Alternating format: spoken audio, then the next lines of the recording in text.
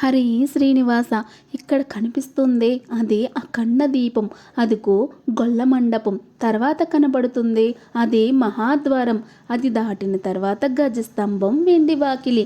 ఇవి రెండు దాటి ఆనంద నిలయంలోనికి వెళితే అలా గర్భగుడిలోకి చూస్తే బంగార కిరీటంతో నుదిటి మీద కర్పూరంతో దిద్దిన మండపాటి రెండు నామాల మధ్యన కుంకుమ పడితో చేసిన కస్తూరి తిలకంతో ఆయన ముఖం కనిపిస్తుంది. అంతే, అక్కడ మనం ఆయనకు కంప్లీట్గా సరెండర్ అయిపోతాము.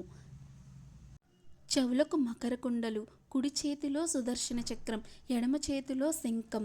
ఇంకో కుడి చేయి కాస్త ముందుకు చాచి ఆయన పాదాలు చూపిస్తాడు చూడు, అవి బ్రహ్మ కడిగిన పాదాలన్నమాట. ఇక ఎడమ చేయి నేను ఉన్నాను అంటూ నీకు అభయ హస్తం ఇస్తుంది. కుడి ఎద మీద లక్ష్మీదేవి, ఎడమ ఎద మీద పద్మావతీదేవి.